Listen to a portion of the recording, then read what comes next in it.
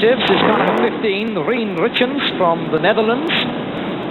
Quite how they're going to do on the track that is literally very foreign to them, we'll have to wait and see. A man who is very experienced indeed, known as the Bromham Bomber, 175, Glyn Percy. He must have a chance as well.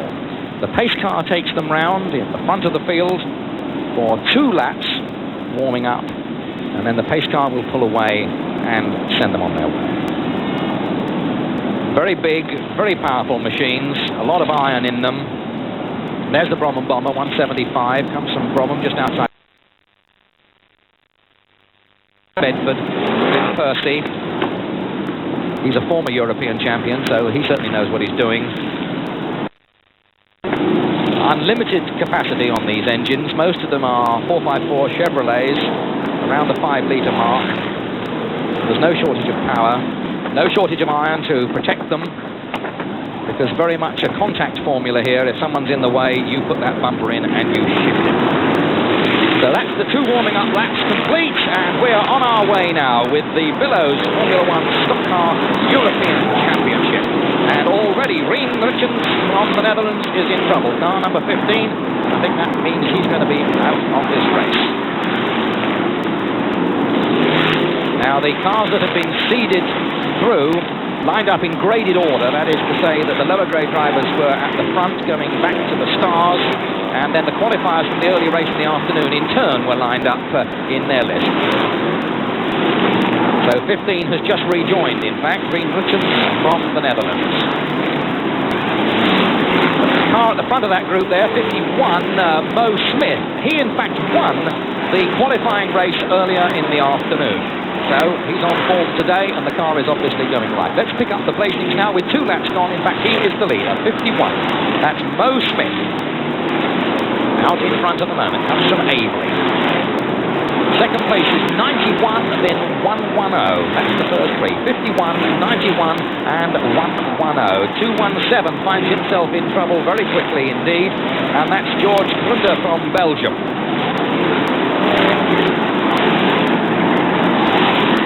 Roar of these really powerful engines. They come thundering through, shakes the commentator's box in front of us. Mo Smith in 51, hanging on to his lead.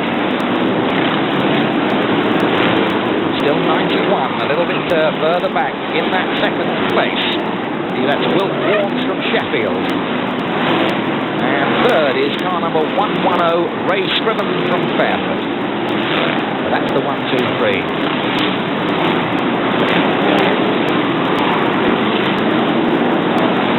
Drove well earlier on. He's got the bit between his teeth today, and perhaps now is sensing if he can get out in front and really hold on well, then he can maybe resist the challenge that's bound to come before too long from some of the more powerful star men further back on the grid.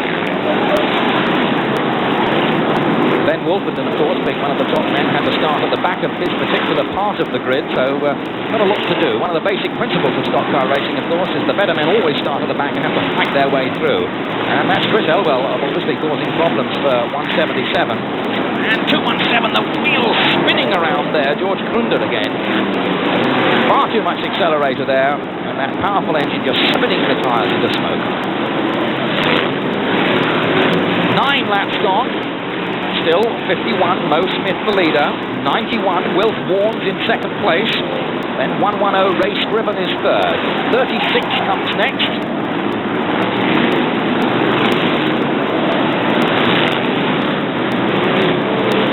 Field beginning to settle down now as they get the field. Last year's race, of course, was run in pouring rain, and that's not the ideal conditions for these particular cars. 51, Mo Smith, the leader going through.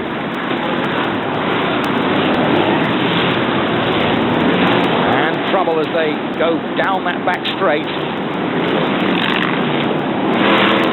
Car up against the fence.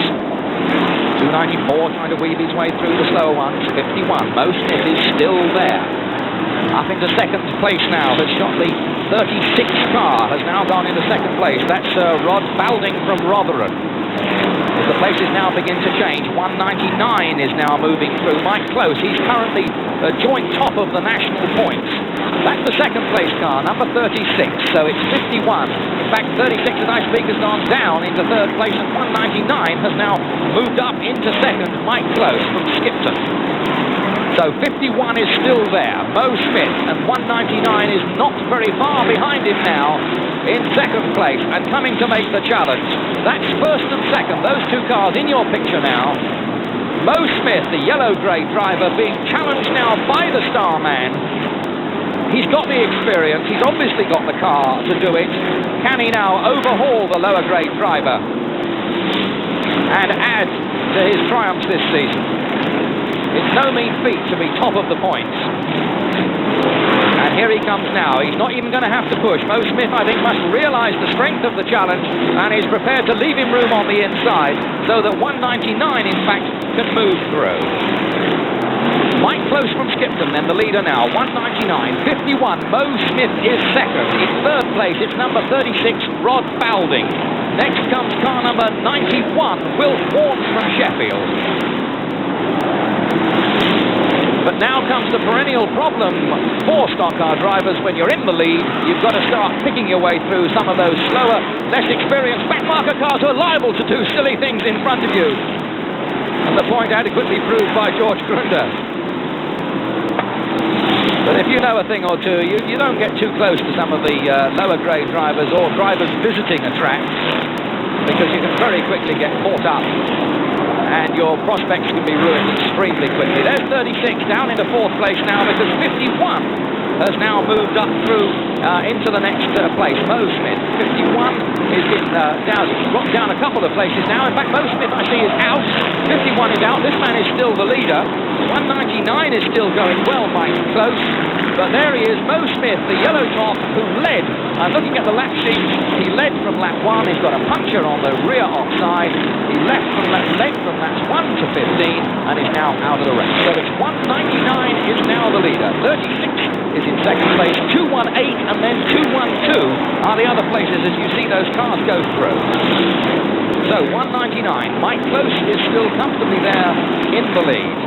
36